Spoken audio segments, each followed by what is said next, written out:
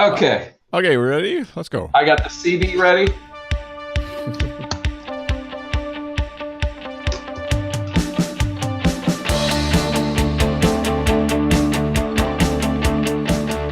Hello, welcome to the U2's podcast, episode number 88. It took us a long time, maybe a little too long, to get to episode 88 from 87.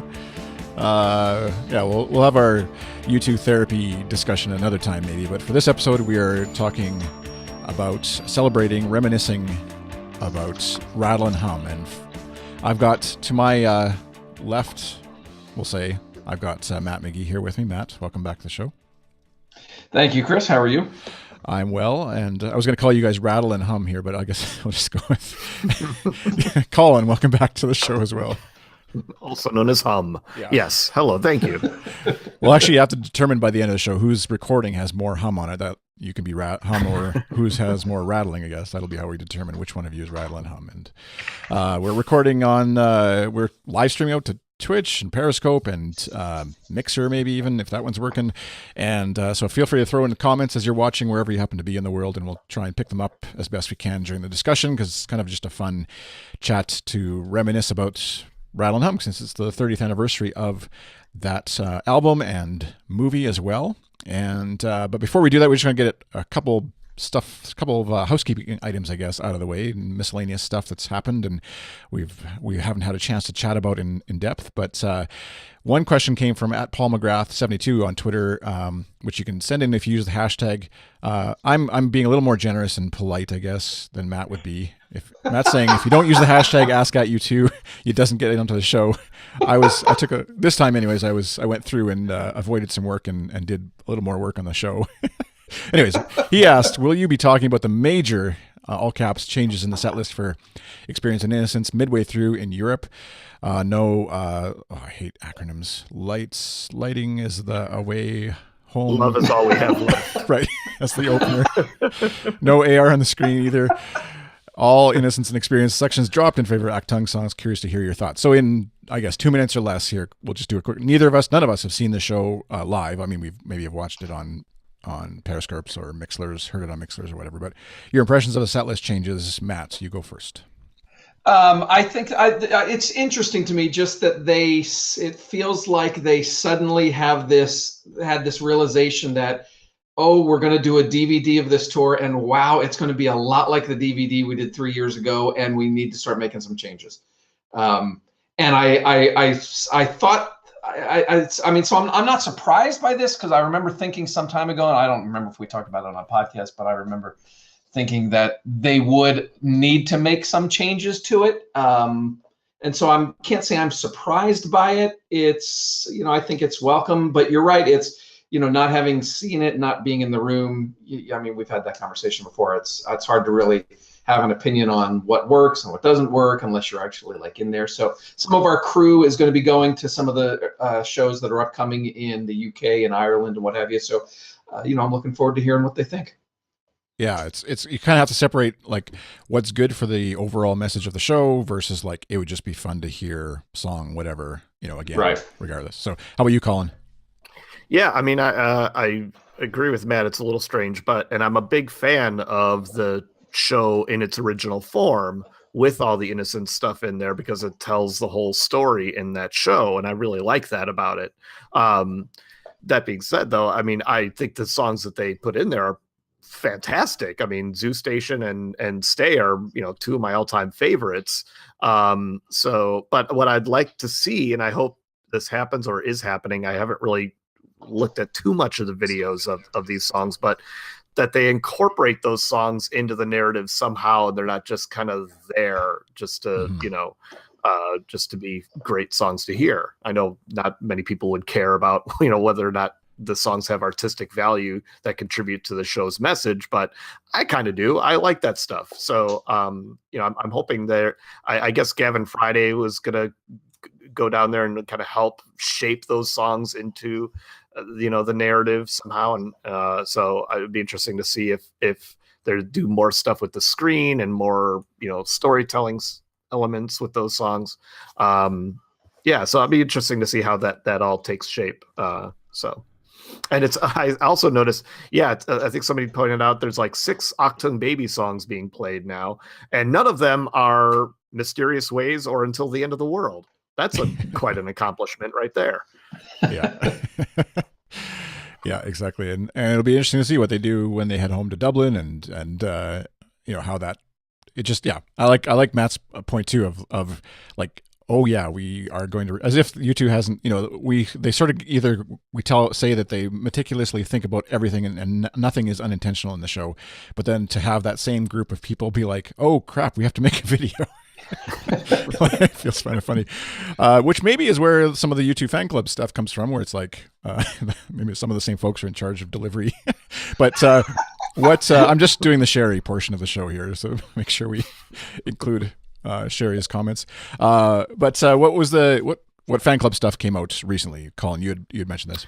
Oh, the fan club, the gift for 2018 and the spirit of the 30th anniversary of the 1988 movie and album Rattle and Hum was the U2 3D, a replica of the U2 3D promo that was sent to radio stations 30 years ago.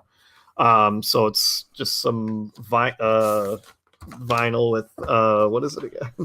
I should have. You open yours. I'd leave mine sealed. I like opening this stuff. I mean, what else am I going to do with it? When Love Comes to Town remix and God Part 2 and Desire remixes. Most of which, I mean, I think we all have them already. So it's I don't think it's anything too new for a lot of fans, but yeah. Just hold it up again for the video, folks, to see. Yeah, it's a nice looking. Gatefold cover. Yeah. And look how young they look on the back. Yeah. So it's I like that they're doing vinyl for the gifts, but this one kind of feels like I don't know. It's hard to tell where the band is coming from with this anniversary. They seem to want to acknowledge it, but then they kind of don't want to acknowledge it. Right. So you got the fan club gift, Colin. You've opened it up. Do you have a record player you've actually played it on, listened to it on? Well, no, because I mean, I do have a record player, but the way it's hooked up right now, it's kind of frustrating. It's producing sound that is not of good quality. And I think that might have something to do with my receiver or my speakers or something. I don't know what's going on. So I haven't really listened to it yet, but it's good to hear that technology to answer that question. Yeah. Technology of 30 years ago is just as frustrating as technology of 2018. Exactly. Not much has changed. You had a few more cables back then, but otherwise it's the same idea. It's inside the computer or not. So 30 years ago in October 1988, Rattle and Hum was released, initially financed by the band and intended to be screened in a small number of cinemas as an independent film, and then went over budget, according to Wikipedia anyways. I didn't know this story myself, but it went over budget, and the film was bought by Paramount Pictures and then released in theaters in 1998 before arriving on video, VHS, and beta, presumably, in 1989. So the sort of question I put to both Twitter and then also to our YouTube podcast at YouTube podcast Slack chat was, the first one was, what do you remember feeling about U2 and the new music and or movie, depending on your perspective, I guess, where you were in the world and whether you could actually see the movie in theaters when it came out, sort of putting yourself back into you in 1988 mode with presumably maybe a little more hair or whatever, and or when you saw the movie. Yeah, more hair, less pounds, I guess, maybe, depending on how much hair you had. And of course, thanks to @GoalIsSoul, who replied on Twitter with "wasn't effing born yet," so making us all feel that much older. But Matt, so I guess starting with you here, what do you remember when it first arrived, or even before that, if you remember sort of hearing rumblings of it coming out, and what sort of your thoughts were? Let's first do ground rules here. Are we doing album, movie, or both? I don't know. They were weeks apart. We've got a mix. Like a lot of people responded to, I think, the music coming out, but then also some people were theater. So I guess take your pick. All right, I'll do album first since. Well, I guess the first thing that I would just say, and I think I saw this in some of the tweets we got. It was a great time to be a U2 fan, right? It was, and part of that is like my son and people of the current generation would understand this, is that there was no internet back then. So you could go 6 months or a year and a half without hearing anything about your favorite band. And then all of a sudden, here they were, and the Joshua Tree, and it was huge, and they were on Time Magazine, and they were on NBC and CBS. They were just everywhere, and it was such a glorious time to be a U2 fan because you couldn't avoid them. Now, of course, other people were getting sick of them. But if you're a U2 fan, it was like, this was fantastic. It was awesome. And then they come out with this movie. Then they're coming out with a movie and this double album. And it was, that's my overarching thought about this era of the band, is that it was like the first time they were a household name, and no matter what you did, whether it was TV or radio or your newspaper or your magazines, and then the movies, you couldn't avoid them. And I loved that whole, just this whole fact that they were everywhere. Colin, does that jive with what you recall? I mean, the stuff about them being everywhere, yes. But for me, I mean, my experience was a little different, in that this was actually kind of the thing that got me into U2 in the first place. Was this movie coming out? I'd seen trailers for it, and I really hadn't heard at the time. I'm pretty sure I hadn't really heard their music before. I wasn't really listening to music that much at the time because a lot of what I was hearing in the mid 80s was just garbage to me. And nobody had turned me on to U2 yet. Like, I didn't know those kinds of people who knew about cool music yet. It wasn't until high school in 1987 when I started meeting people, and somebody said, yeah, you should buy the Joshua Tree album. You'd really like it. And I saw the video for Still Haven't Found on MTV, and I was like, yeah, all right, I'm going to go buy that. And then the album was coming out. I bought the Rattle and Hum album and, just listened to those two albums. And I thought, okay, now I'm ready for the movie. And that's all I knew. Like, going into the movie, I knew those two albums, and that's it. I didn't backtrack to any of the other stuff. So yeah, I mean, I was kind of late to the party, but also just in time in certain respects. Right. Yeah. This was still when it was a big deal to go to the record store and, like, a new album, like the release dates, it was a big freaking deal. And so I was in '88. I was a student at Pepperdine University, and I was involved in the campus radio station. And one of the other guys that was involved in the radio station was another big U2 fan. His name was Tim Porter.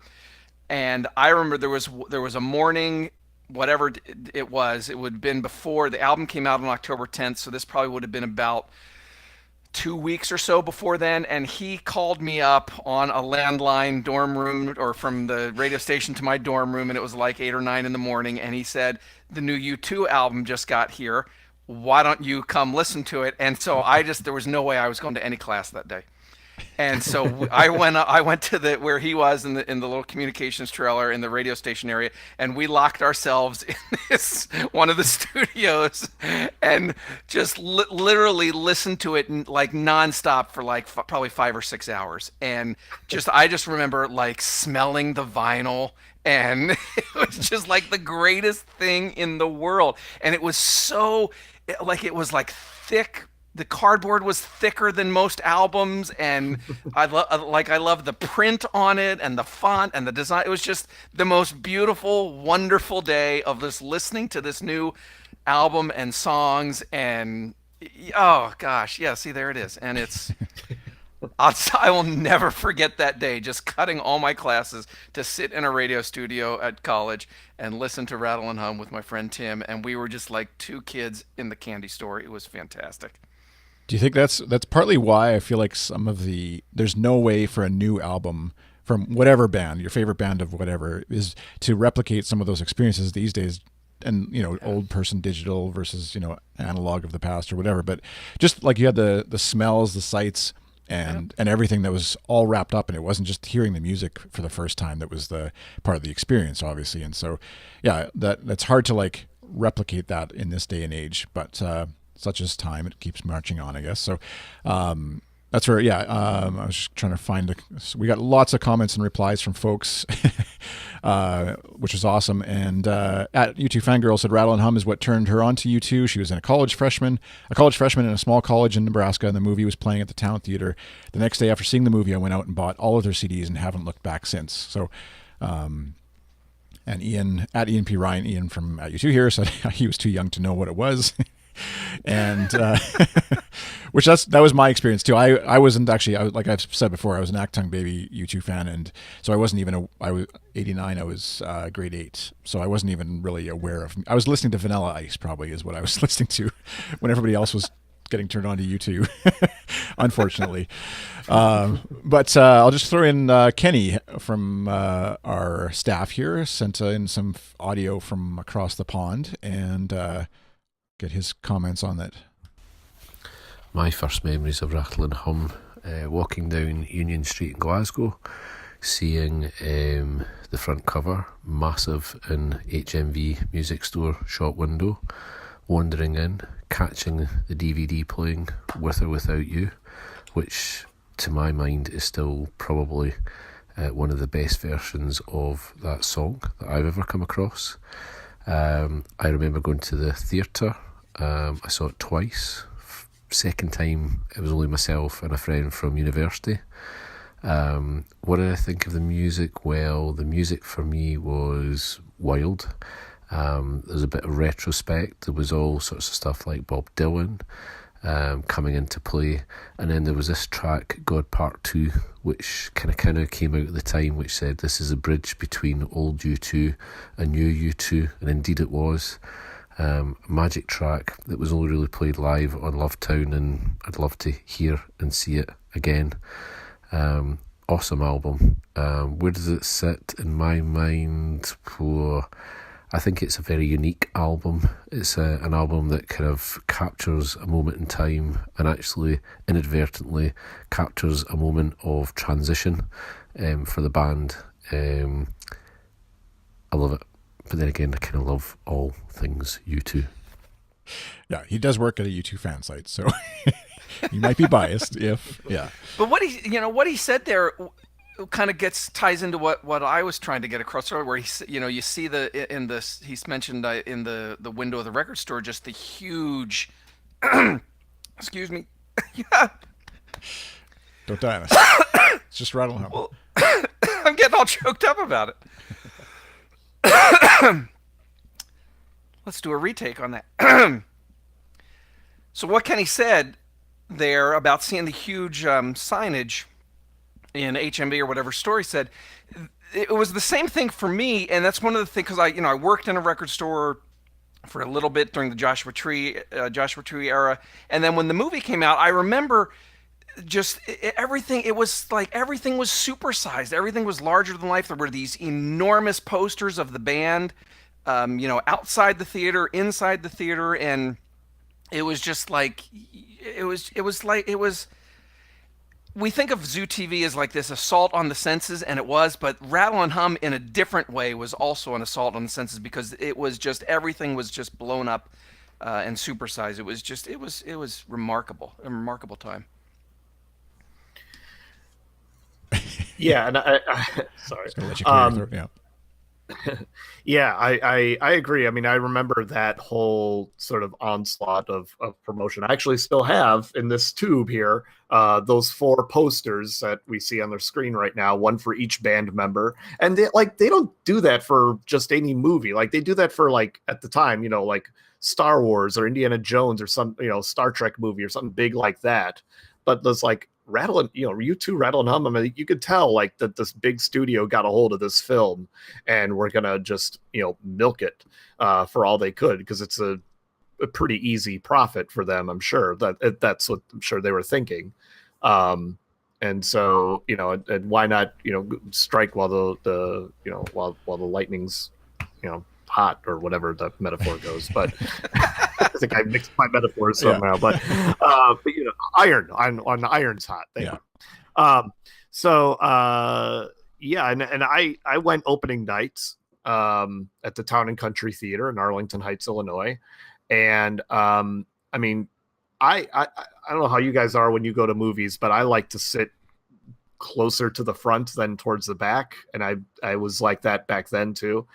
And so I sat pretty close to the front, and not aware that the theater had installed brand new speakers under the screen, and like cranked them up. Like, I know where this is going. So I'm like, oh wow, this is like being at a real concert, and it's really loud. And then later in the film, when you get to bad, and it's like super, like the lighting is really low, it's really dark and everything, and it's really cool and shadowy, and you don't, that, and your eyes are getting used to that, and then all of a sudden, the streets have no name comes in, and it just like all of a sudden you're like blinded by these lights and these spotlights that are shining right into the camera. So I was like going deaf and blind during Where the Streets Have No Name. First time I saw it in Rattle and Hum, I was like, this is my favorite song, and I can't wait for it to be over right now. That's awesome. Oh my gosh. I'll just throw in some more comments from @KevinSTU. Said, I remember the opening chorus of Desire on the radio and thinking, holy S, this is kick-ass. @Poet Highland 8. I went on a student demo from Exeter to London, then slid off to watch The Empire, and cinema was nearly empty, but the screen and sound were amazing. I'm sure, like, depending on where you were in the world and how, recently or how quickly you got to see the movie, there's either like packed full of U2 fans or like you were the only person in the theater, depending on the demographic of where you were in the world. Because it was probably like definitely that kind of polarizing in terms of, reception and demand for it. And because it wasn't like, again, I'll lean on your guys' experience, I guess, of being a little bit older, but it wasn't like common for bands to release movies, even like especially theatrical releases, right? Like that did happen, but it wasn't, it's not like every couple of years there was a new. Yeah, and Collin's the expert on this, so I'm going to defer to him. But that's like for me, just at the time, I wasn't aware that there were as many music films before Rattle and Hum, and that sort of added to the how special it was for me. And then of course then you start reading reviews and articles about Rattle and Hum, and they start referring to The Last Waltz and all these other, and so I'm like, oh wow, I didn't know all this. But so Collin, you go ahead and take over that. Well, they were more common in the 60s and 70s, I think, at the time. I mean, you had Bob Dylan's Don't Look Back, you had Rolling Stones' Gimme Shelter, you had Woodstock, Monterey Pop, and and many more. I mean, Rolling Stones made quite a few concert films that were released theatrically, but they I think Stop Making Sense was obviously the most highly regarded one in the 1980s. I mean, that played for actually years in some theaters. Definitely one here in Chicago that played it for over a year.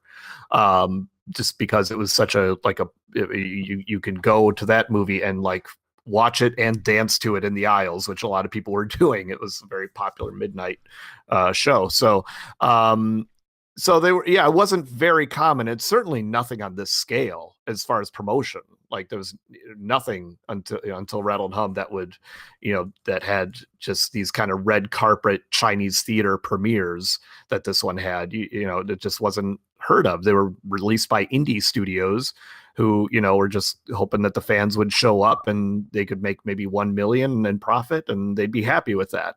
But for a big studio getting involved like this was pretty unheard of. And I mean, Rattle and Hum, the movie had, it premiered in Dublin first, and then there were 3 or 4 others, right? After that, I think there was London, and I think New York, and then Los Angeles. And that's the kind of thing, isn't it, Collin, now that they do for the big, the big Marvel movies or the big Star Wars movies and that sort of stuff, right?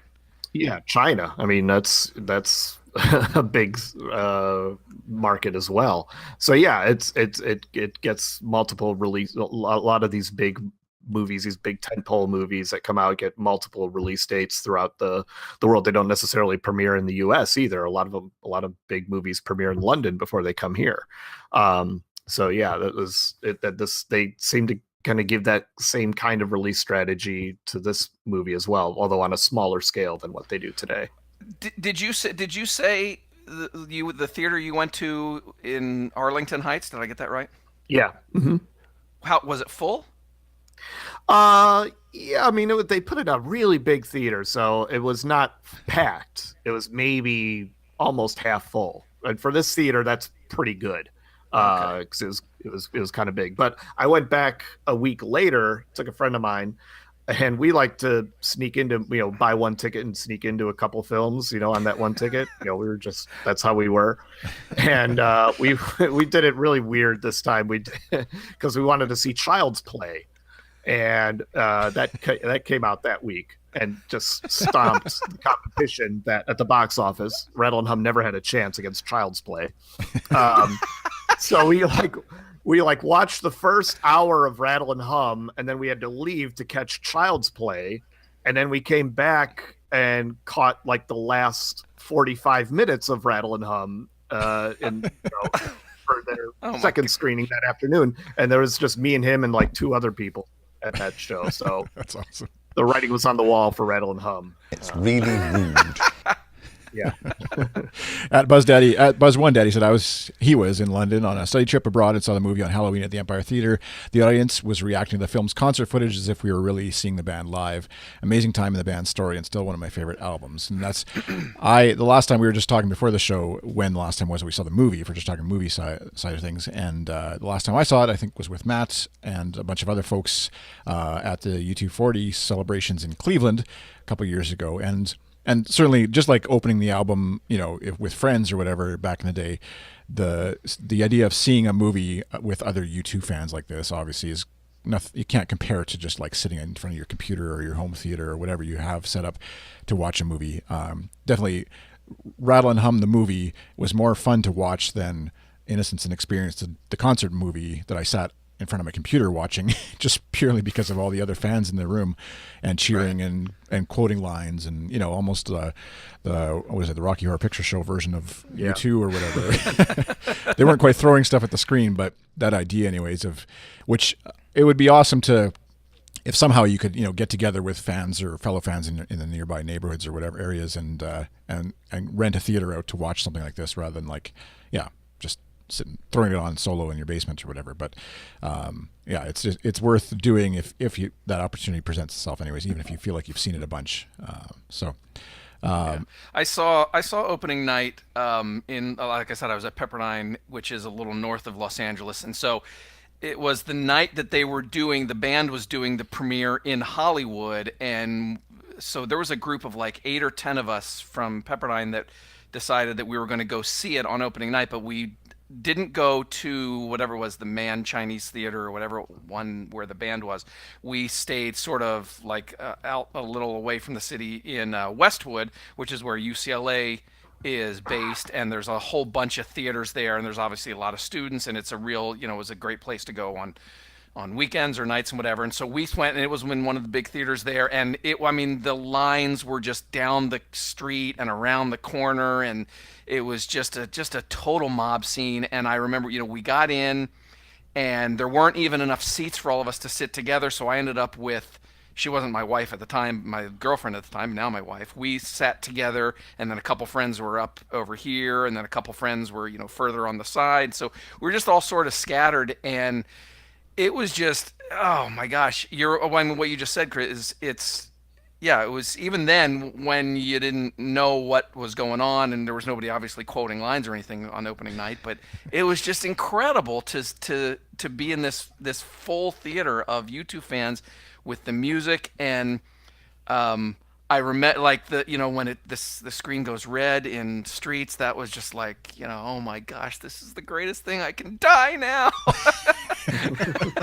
and the sound was incredible, and I remember being blown away when the choir first kicks in during Still Haven't Found, because the movie up to then, obviously there's music and talking and all this sort of stuff, but then all of a sudden when the choir kicked in, it just felt like it was surround and everywhere and just super loud, and I can't even. That was such an experience and so we saw it opening night, and then we went to the same theater the following week, and it was maybe half full, and then it was out of the theater after that. It was, even in Los Angeles, I think it only lasted 3 weeks maybe. Yeah. I'm just trying to get. There's some questions that swept by on the screen there, but I know some folks were talking about how they had reviewed it at various times. I was just doing a quick search or check up on Rotten Tomatoes just to see how it counts on there, and it's got a 62% Rotten Tomato rating by Sounds about right. Yeah, and then audience score of 86%. So obviously fans will go and review it. There's interesting in the critic review section. There's one from Collin Suter from efilmcritic.com. Is it on there? I wasn't sure if that was actually linked on there. From back in 2004, and your quote that they pulled out was it's a rotten one, I guess, right? When it's like a splatter, that's the rotten one, as opposed to a tomato. Yeah, I certainly don't think the movie is rotten. I don't really care for their units of measurement there. I don't at all think it's a rotten film, but I gave it like a 2.5 stars out of 4 because looking at it from a film critic's perspective, which we can get into later. But you sort of have to set your bias aside a little bit, I guess, but. Yeah, I did. Yeah, you do sometimes. Rattle and Hum, this is your quote that they pulled. Rattle and Hum exists as it does simply because U2 had planned too much ahead of time, the antithesis of spontaneity and the killjoy of documentary filmmaking, which sounds like how U2 would. And that's, I mean, I don't think they would disagree with that, actually. And I mean, certainly someone I spoke to involved with the making of the film said as much. I mean, this was a movie that they, wanted to make, but they didn't really want to be in, which it seems like, it's like they had the camera crew, but they didn't really open up to them or offer much to them or give them much to like really work with in the editing room to make a really interesting film about these 4 guys. It's great if you're a fan, but if you're coming at this from, just you want to learn more about U2 and how they operate and what they do, Rattle and Hum is not the film to watch, Mm-hmm. I think From the Sky Down is a much more successful documentary in terms of showing the band and getting a personal, getting their personal points of view of their music, their lives, their friendship, how they create, how they disagree and everything like that. And Rattle and Hum has none of that, so it does come off from an outsider's perspective. Rattle and Hum does come off as a vanity project. Even though it's got great music and great visuals and all that awesome stuff. But as a documentary, it is a bit of a failure. Which that's where it is interesting how, whether the band, we alluded to at the beginning of how much the band wants to sort of celebrate the 30th anniversary and how much they don't. And there's probably a bit of that tension of like the movie in their view, as much as fans kind of love it, wasn't what they had hoped it was going to be or didn't know what it was going to be, I guess, maybe. And that's maybe where some of that tension, maybe Larry or whoever is like, let's never mention that again or whatever. So M. Healy, 1972, in Periscope chat said, I remember watching it open tonight in New Jersey. The few fans started dancing through the aisles. And Caroline, watching on Periscope as well, said, all I remember of the movie is how about the snowmobile and how we laughed about it for years, as well as Larry's quote about Elvis being buried in the back garden. Yeah, which there again, maybe that's why Larry doesn't enjoy it as much. I don't know. Sort of a musical journey, really. So there we go. Yeah, Roland on Twitter too, at Rohud67 said, Rattle and Hum arrived shortly after I moved into my first apartment, and I kind of drove my roommates a little nuts by playing it a lot. I remember being pretty excited to hear new music from them and for the opportunity to hear them on the big screen. He'd seen Joshua Tree live, but from pretty far back in Montreal Stadium, so this is a real treat. He did think some of the movie was kind of pretentious, though, but I still loved it. Hearing the songs still takes me back to a great time in my life. 1988 was a good year and a transitional time for him as well. So interesting there. And Ian had mentioned, Kenny had mentioned With or Without You. And just cue it up here. Our own Kelly Eddington as well had a response to the movie. Let's just play it here. I was a sophomore in college in 1988. My best friend Melinda was my roommate, and for the first time in my life, I felt truly known by another human being. She was and is a David Letterman or Steve Martin caliber comedic genius, and we became friends over our mutual love of an obscure Lou Reed album. We were creative partners for years, and we were more than friends. We were bandmates, except we didn't have a band. We were John and Paul, we were Axel and Slash, we were Wendy and Lisa, we were Bono and The Edge, and we fell in love. Our secret romantic relationship was still in its infancy when we watched Rattle and Hum in a theater on the weekend it was released. Both of us enjoyed U2, but I liked them a little more than Melinda did. Since U2 never toured anywhere near our university, we were curious to see them live on the big screen at least. Watching them interact with each other was fascinating to me, someone who had longed for that kind of bond all her life and had finally found one. They weren't much older than we were, and has the band ever been more lovingly photographed? Maybe Prince in Purple Rain, but he was well lit and colorful. U2 were animated Baroque paintings and Dorothea Lange photos. Adam was low-key charming and Larry was very cute. Edge's look at the time did him no favors, but he was clearly brilliant and granted a pass. But Bono was the androgynous girly man of my dreams, and as the movie continued and I held Melinda's hand under a coat, I knew I was in trouble. 25 seconds into With or Without You, the things Bono's hands were doing to that microphone and the way the light hit the underside of his eyebrows made me realize that, yeah, I also liked men. A lot. P.S. I would like to thank my friend Shannon for ruining Bono's suspenders for me with the following 2 words, and sensitive listeners may wish to fast forward a couple of seconds because they are devastating. See, the thing people don't think about regarding suspenders is this: nipple chafing. Thank you. Thanks, Kelly. Show title. Yeah. Mark it down. There you go.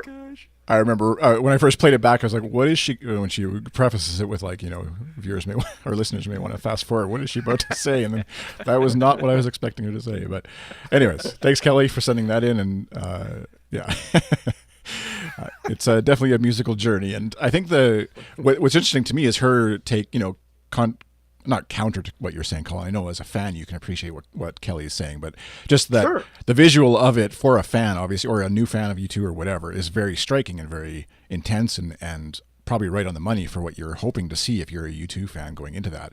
In terms of like production, concerts, you know, the rock star on the stage and pouring his heart out and angry at the atrocities in Northern Ireland, and you know all the like the emotion of the show, and even just the various visuals that she's obviously was struck by way back when. So Yeah, I mean, I certainly am not disputing any of that. I mean, the it's a great concert film, just, you know, for song, like it's, you know, terrific. It's just they hadn't yet learned to articulate in front of the camera like they can now. yeah, They just weren't ready to be like the subjects of a documentary. They were a rock band that were definitely, you know, ready to put on a great concert film. They got all the right people to make it look beautiful. Like Robert Brinkman's black and white cinematography is stunning. And seeing that on the big screen was like the first wow factor for me when I saw it, you know, and they opened the movie with Helter Skelter. I was like, whoa, I've never seen like black and white cinematography on a big screen like this. That was another rare thing in the 80s, was black and white movies. So like that was like, you know, that combined with the song itself, of course, and the performance was just like, I mean, I was so on board with it. So yeah, I'm certainly not disputing the technical prowess that's on display in this film at all. Mm-hmm. Yeah, Kevin Hugh, I think I got extra few numbers there. Kevin Hugh on Twitter said, I remember feeling fantastic when I first heard Angel of Harlem. The horn section just blew me away. And when I saw the movie, I wanted to see more of my favorite part, which was the backstage stuff, especially Graceland, which, yeah.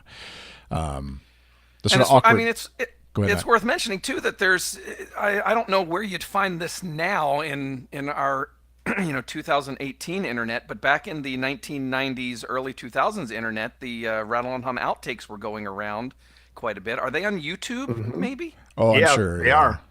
Are they? Okay. So, yeah. and that kind of gets to what Kevin was just talking about, the Graceland stuff. I mean, that's, and what Collin mentioned earlier about how rigid they were and lack of spontaneity. I mean, the outtakes have some, really hysterical, like the stuff with the squirrels at Graceland is hysterical. And so there's I think it's important, if you're into Rattle and Hum, look for those outtakes, because I think it sort of gives you a snapshot, sort of a more complete snapshot of what, what could have been maybe.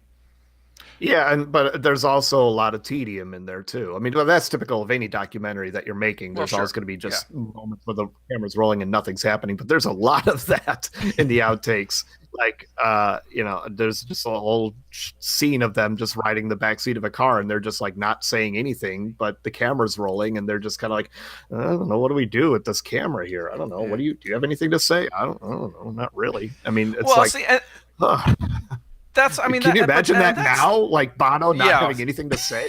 Exactly. That's what the point I was just going to make is that that's why I think there's such value in Rattle and Hum, is because at that time they were still figuring all this out in their career. Yeah. They didn't know how to be, the world's biggest rock band. It was all new to them, playing stadiums and having people follow them around everywhere they went, and the whole, the spotlights and the cameras and the news and the whole nine yards. It was all new, and so that's, when I watch the movie, that I want to just keep that in mind, because they were very much still figuring U2 Yeah. out, U2 as enormous rock band.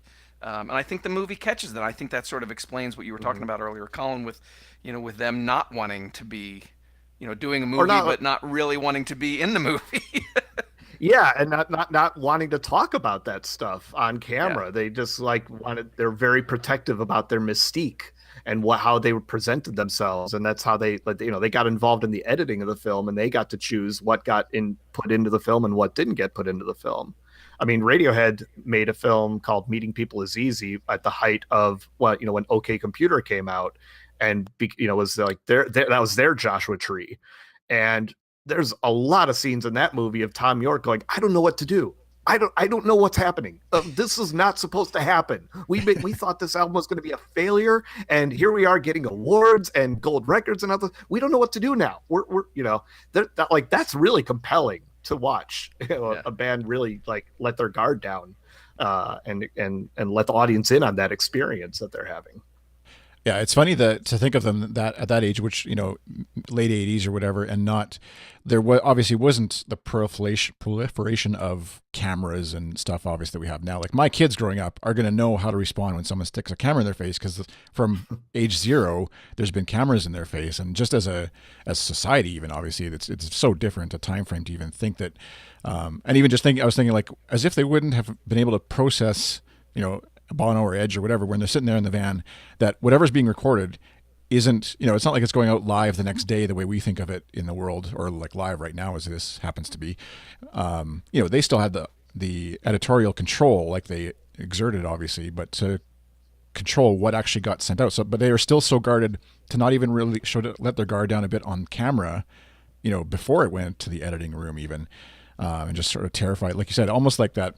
In modern day times, I guess like closest thing I think of is like sort of the Apple world of like secrecy and don't let anything out before it happens or whatever. And that's kind of like U2 back in the day. It felt like there was just like mythology that they'd built up around the band, and everybody built up, and they were so scared to pop that, no pun intended, that they were just released this sort of rigid version of themselves. And obviously, like I think I read your review somewhere, or maybe, I can't remember where I saw this, but that without the, sort of creative failure, as it were, or struggle or whatever of Rattle and Hum, then we might not have gotten Achtung Baby the way we did, and it wouldn't have been nearly the response to it. And so there's a lot to be thankful for in terms of the. Oh my goodness, said the same thing. Yeah, absolutely. Just going a couple more comments. At Steve Doza on Twitter said, "You two were always there when I was a kid in some way, but I really got into them when I found a cassette of Rattle and Hum at a bus stop. Wonder who I'd be if I hadn't picked it up. It was meant to be."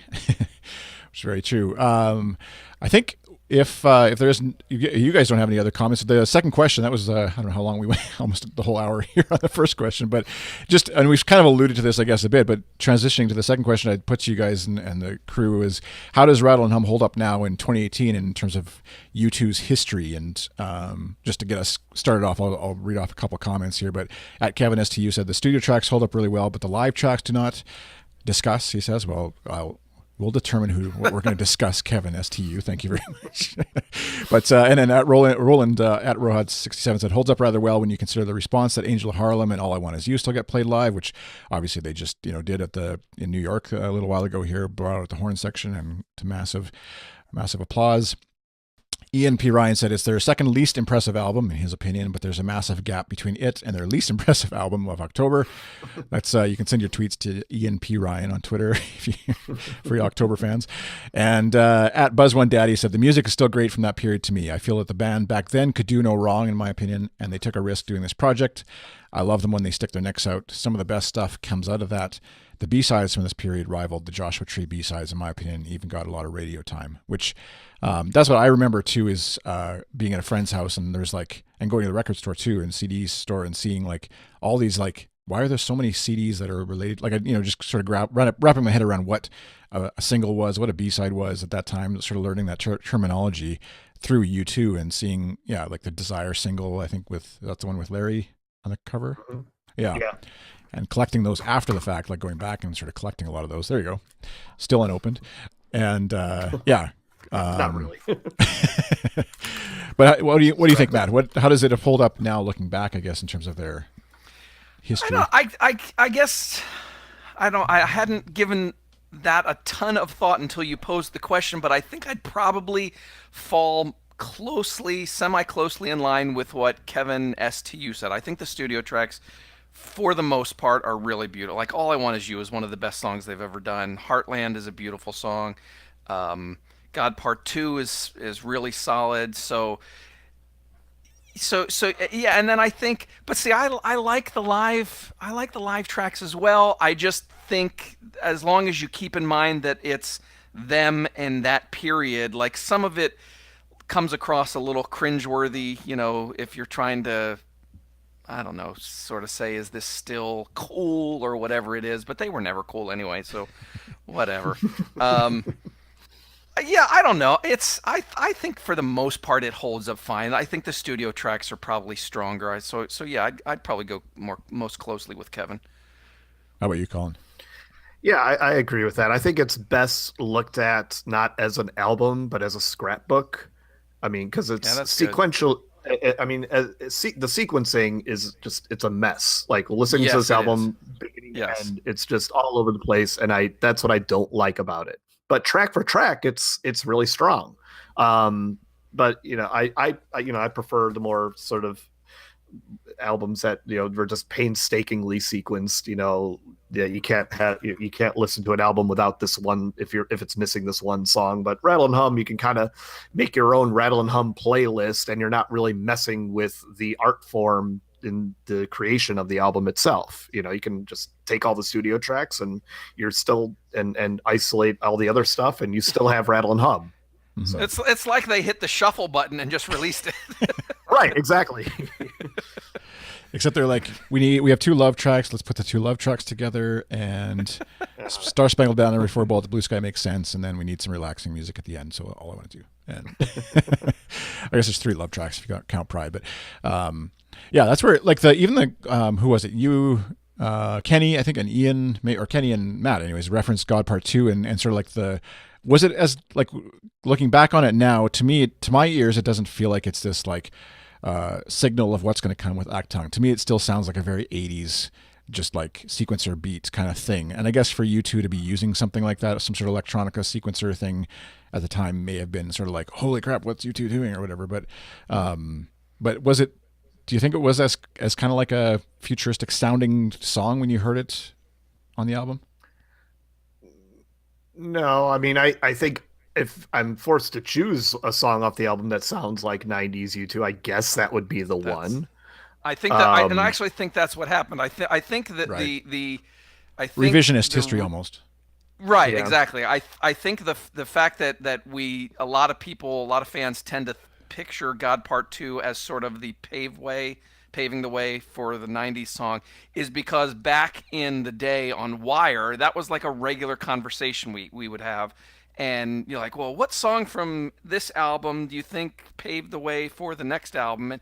And everybody just, well, God Part 2 probably is the one for. I don't think that at the time, I certainly didn't think that God Part 2 sounded, futuristic in any way. That's for sure. But if you, go back and try to figure out, that would probably be one of the ones you would think. So I guess there's something about the reverb and the sound of that guitar that, just kind of sounds a little rough around the edges, whereas everything else on the album is very sort of traditional. And I think if anything from this era that points to the new direction, it's the song they did for the Red Hot and Blue charity single, the cover of Night and Day, which was a very radical departure in terms of production for them. But that's still in that time period. That's about the closest thing I can think of that from this era that points to a Rattle and Hum type thing. I mean, Achtung Baby type thing. Yeah. It's. I think in terms of like obviously the songs from the album like Desire, and All I Want Is You, Angel of Harlem, Heartland, that resonate still very well today. Obviously, and I mean obviously at a U2 concert, you can pick out almost any of these, and if you play them, they would get recognized. It's hard not to with a band that's, or an album from a band that's 30 years old, obviously, and so I think that speaks well of the album as a whole, that it entered or has become part of their musical library so strongly, and where they could pick almost any track and pull it out. But yeah, it's interesting. I like Collin that idea of it being sort of like the scrapbook as opposed to any sort of album. And it's funny to imagine, or interesting to imagine, U2 today going back to the the tracks, let's say, or whatever, the recordings they have in the vault or whatever, to reissue maybe. You'd mentioned this, or somebody had put this in the notes here. With all the vinyl re-releases, why no Rattle and Hum? Do they have to renegotiate certain music rights again? So there might be things like that with whatever, Freedom for My People, and maybe Star Spangled Banner, I guess. I don't know. Helter Skelter. Yeah, and Helter Skelter. And it's hard not to imagine that they wouldn't get rights again, but who knows? That's all complicated and lawyery, but...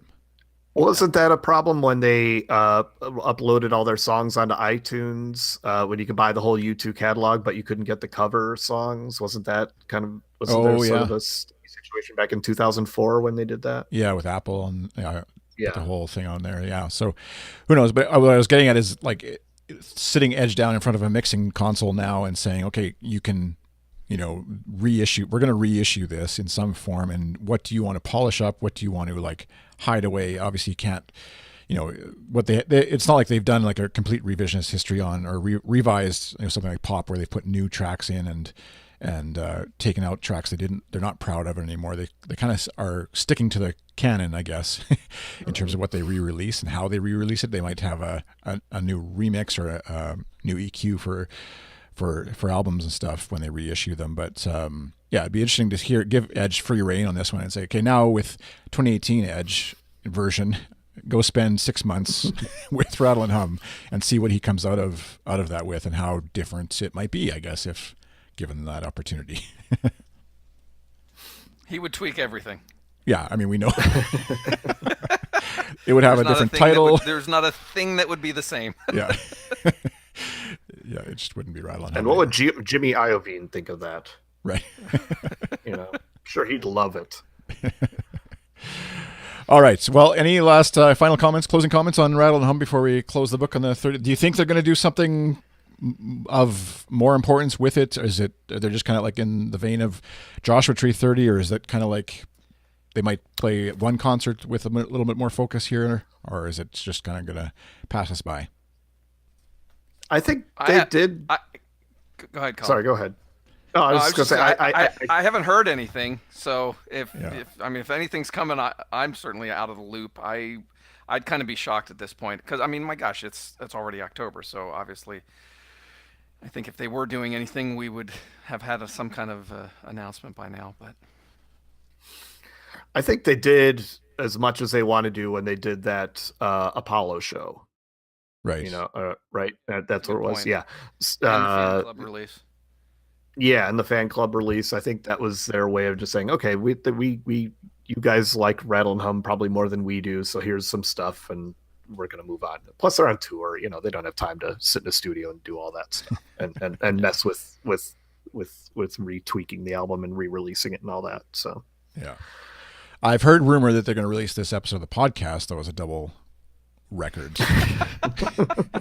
So look forward to that.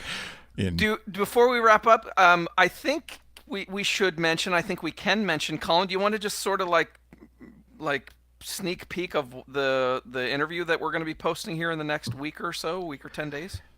Yeah, I was lucky enough to talk to Robert Brinkman, the cinematographer of the black and white portion of Rattle and Hum, because Jordan Cronenworth, who did the color, he's not around anymore. So, so that will be coming up soon, and he gave a lot of great, details on being in the production and being a cameraman on call 24/7 and what that was like in 1988. So that'll be posted next week, 2 weeks, something like that. I don't know. Sometime I think right around the anniversary of the movie, which was the 27th, I think was the first well, it depends on what country. I think the first one was the US, it's November 4th. So November 4th in the US, right? That's right. My sister's birthday. But yeah, I think it'll be sometime around the 27th, which was the Dublin premiere. But yeah, Collin, you did a great job on it. It's really fascinating, and he gave really good, good answers and a lot of background stories and that sort of stuff. It's a great read. Yeah, thanks. Yeah, we'll look forward to posting that. So if you want to hear about when that gets posted, I guess you could follow at U2 on Twitter, twitter.com/ATU2, or facebook.com/ATU2com, instagram.com/ATU2com. And Collin, what's if they want to tweet at you because of your Rotten Tomatoes review or something? I rarely... Well, okay. It's at Collins, COLLIN _Suter, SOUTER. So at Collin_Suter. Or you can find me on Facebook or Letterboxd or Yeah, Letterboxd is a great site. I'm sure Rattle and Hum needs more reviews probably on Letterboxd, so go check that out. I think I copied and pasted my review into Letterboxd just out of boredom because I wanted to have a review of every U2 movie on Letterboxd, and I just, So I the trials of a film reviewer. Matt, how about you? At Matt McGee is a good place to get me. And I'm iChris on Twitter, and we're aiming. I don't know if I should probably announce it so that there's some accountability in terms of this. But with the podcast, we're aiming to do it again bi-weekly here, and getting back into the swing of things on a somewhat scheduled routine, as it were, and featuring a variety of folks from the show. We are kind of a show, but from the U2 site, and your comments and feedback, of course, are always welcome. Especially if you use the hashtag #AskAtU2 on Twitter. Otherwise, Matt will just delete it before I even get a chance to see it, probably. And so you can send in comments. You don't even have to tweet at Matt, but if you want to, you can. But you can use hashtag #AskAtU2, and that'll get automatically inserted into things so we can see it later. And any comments on Rattle and Hum, on past episodes of the podcast, what's coming up with U2, where they are on the tour. If you just saw a show, we'd love to hear from you. And we'll be talking about, a little bit more about set lists and stuff as they lead up to their Dublin shows happening right away. Anything else worth mentioning on the calendar, I guess, for U2 right now, other than obviously the tours continuing on, and Blue Zooropa record was just reissued as well. So I'm sure if you're a record fan, you've heard of that and probably already have a copy. And yet another Joshua Tree reissue as well. Oh, what was that? With the gold vinyl. Right. Yeah. Got to milk that tree for all it's worth, I guess. Right? Yes. Is film expensive? No. Just check. Cheapest thing. Cheapest thing. All right. On that note, podcasts are very cheap, even cheaper than film. So thank you for listening. Feel free, if you're so inclined and you'd like to, in your Apple Podcast player, leave us a rating or a review. That would help the word get out about the show. We just changed our name from what did I have before, ATU2 to @U2 in the Apple Podcast section, and somehow that helped us find a few more listeners. So hopefully, if you're new here, you've got an archive of 87 previous episodes to go back and listen to, which you can find at goodstuff.fm/ATU2. Thanks for listening. Hope you have a great day. Bye.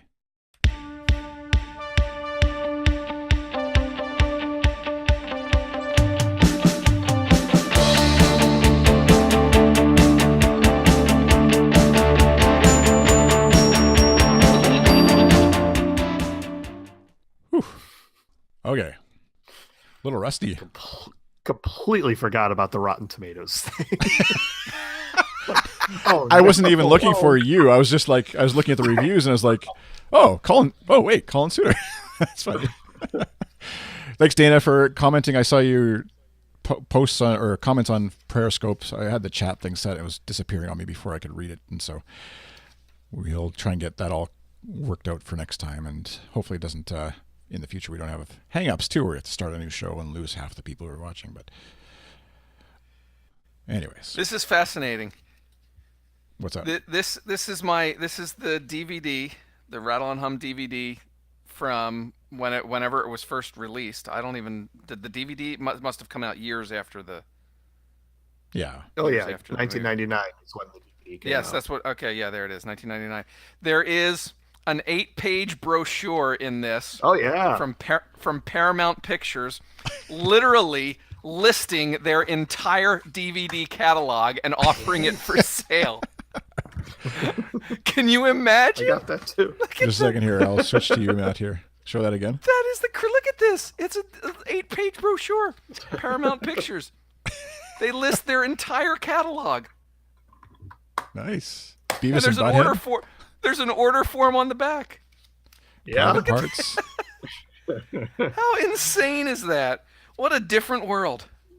And then they re-released it again on DVD under their I Love the 80s line of films, like Ferris Bueller and Some Kind of my Wonderful. And then they threw in The Accused in that line too, the Jodie Foster rape movie. It's like, oh yeah, that gets me all nostalgic and misty-eyed for that era, is the Accused.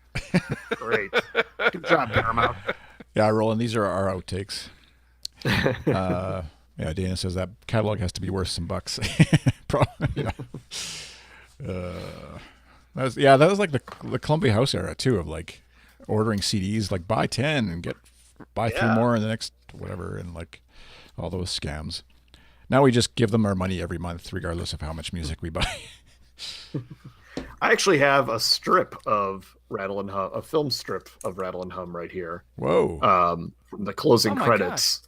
Because my friends and I ran a movie theater for a year in the mid-90s, and I had heard that there was going to be this U2 convention or U2 conference or whatever it was in Chicago. And I thought, well, I contacted the guy who ran it and was like, I help run a movie theater here. We could show Rattle and Hum and, make the couple, do that the night before the convention. And so we made that happen. And so, I basically had a print of Rattle and Hum all to myself for a whole week. Whoa, nice. That I could watch in a dark movie theater, when we weren't open. That was like the greatest thing ever, was having that. And then towards the end, I think last time we played it, like the film broke towards the end, and I was like, I'm going to keep this.